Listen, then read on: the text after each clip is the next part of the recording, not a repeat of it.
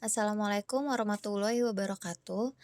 Dalam video ini kita akan membahas fenomena PHK massal di Indonesia, salah satu isu terbesar dalam hubungan industrial saat ini.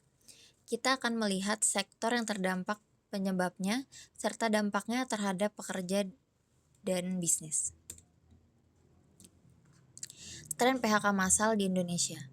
Pada tahun 2025, data Kementerian Ketenagakerjaan menunjukkan 88.519 pekerja di Indonesia mengalami PHK, meningkat dibandingkan tahun 2024 dengan penyebab utamanya adalah faktor geopolitik awal tahun, penurunan daya beli masyarakat, kenaikan biaya produksi seperti BPJS, dan persaingan impor barang terutama di sektor padat karya seperti tekstil dengan Jawa Barat sebagai provinsi penyumbang terbesar.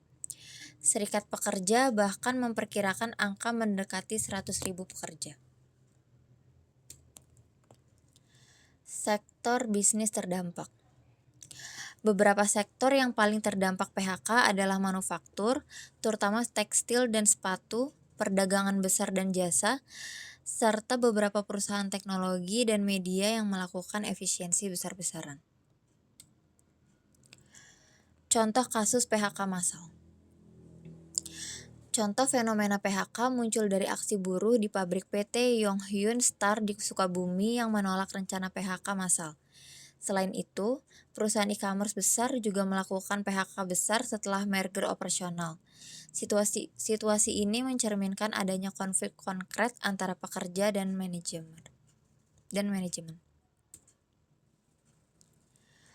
Penyebab PHK dan hubungan industrial. Penyebab PHK massal antara lain kondisi ekonomi global yang melemahkan permintaan, strategi efisiensi perusahaan, serta restrukturisasi setelah penggabungan bisnis. Semua ini merupakan benturan antara kebutuhan perusahaan dan keamanan kerja pekerja. Konsep hubungan industrial. Dalam teori hubungan industrial, penyelesaian masalah seperti PHK massal harus melibatkan 3 pihak, yaitu pemerintah, pengusaha, dan pekerja, yang dikenal sebagai tripartit. Melalui negosiasi kolektif, ketiga pihak dapat mencapai kesepakatan yang mengurangi konflik dan kerugian. Dampak PHK terhadap pekerja dan bisnis. PHK tidak hanya menyebabkan kehilangan pendapatan bagi pekerja, tetapi juga berimbas pada kestabilan ekonomi keluarga dan biaya sosial yang harus ditanggung masyarakat. Bisnis pun kehilangan reputasi dan kapasitas operasional. Upaya pemerintah dan rekomendasi.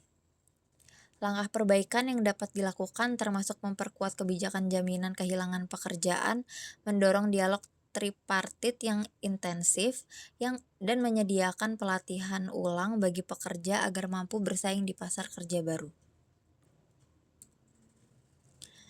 Kesimpulannya, PHK massal merupakan salah satu tantangan hubungan industrial terbesar saat ini.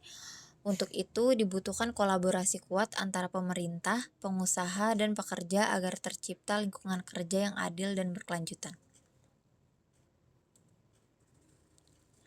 Terima kasih, semoga informasi ini bermanfaat untuk memahami dinamika hubungan industrial di Indonesia. Kurang lebihnya mohon maaf. Wassalamualaikum warahmatullahi wabarakatuh.